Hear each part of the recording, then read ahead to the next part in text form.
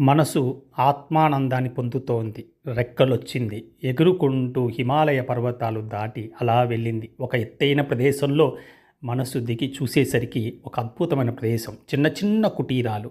అలాగే కొన్ని వేల సంవత్సరాలున్న వ్యక్తులు అలా నాట్యం చేస్తూ ఉన్నారు. మనసు ఒక కుటీరం లోపలికి వెళ్ళి చూసేసరికి సాక్షాత్తు జగన్మాత దర్శనం. అమ్మవారి ఆశీస్సులు తీసుకొని, అమ్మా ఈ ప్రదేశాన్ని ఏమంటారు అని అడిగినప్పుడు ఆ తల్లి దీన్ని హిమగిరి అంటారు నాయన అని ఆశీర్వదించింది. అలాగే అమ్మవారి ఆశీస్సులు తీసుకొని పైకి వచ్చి చూసేసరికి అందరూ నాట్యం చేస్తున్నారు. ఎంతో ఆనందంగా నాట్యం చేస్తున్నారు.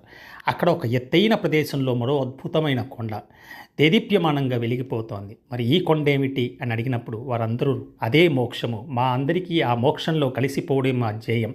రోజు కొంత సమయం మేమందరం అక్కడికి వెళ్తాం. అక్కడికి వెళ్ళిన తర్వాత ఏకమైపోయి ఆ ఆనంద సాగరంలో ఉండిపోతాం. మళ్ళీ ఇక్కడికి వస్తాం, మళ్ళీ ఇక్కడ సాధన చేసుకుంటూ అలా వెళ్తూ వస్తూ ఒకరోజు కలిసిపోతాం. జై శ్రీ